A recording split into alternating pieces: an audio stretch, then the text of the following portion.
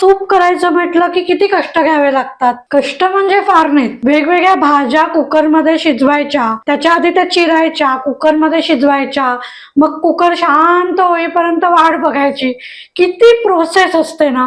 ह्या सगळ्यामधनं वाचण्याचा जाणीव उपाय म्हणजे सूप मेकर. माझी मैत्रीण सोनल इनामदार हे सूप मेकर वापरते. मलाही उत्सुकता आहे, कारण मलाही सूप मेकर घ्यायचा आहे आणि त्याप्रमाणे सूप करून बघायचं. सो सोनलकडनं हे सगळं जाणून घेऊया. सो ते सूप स्टार्ट करण्याआधी मी सूप मेकर म्हणजे काय ते दाखवते. ओके. सो हा माझ्याकडे वंडर शेफचा सूप मेकर आहे. असे मार्केटमध्ये भरपूर सूप मेकर आहे, अगारो, फिलिप्स वगैरे वगैरे.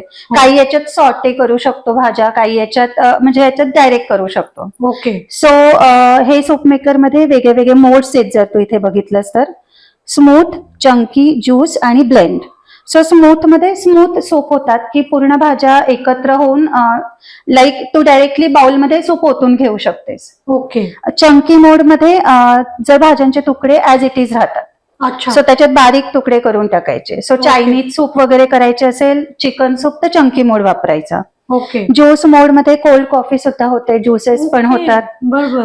ब्लेंड मध्ये माझ्या काही मैत्रिणी आहेत, त्या ब्लेंड यूज करून लोणी सुद्धा काढतात. अच्छा. ताकातून. हा. सो हे वेगळे वेगळे मोड आहेत सूप मेकरचे. आपण आतमध्ये बघूया.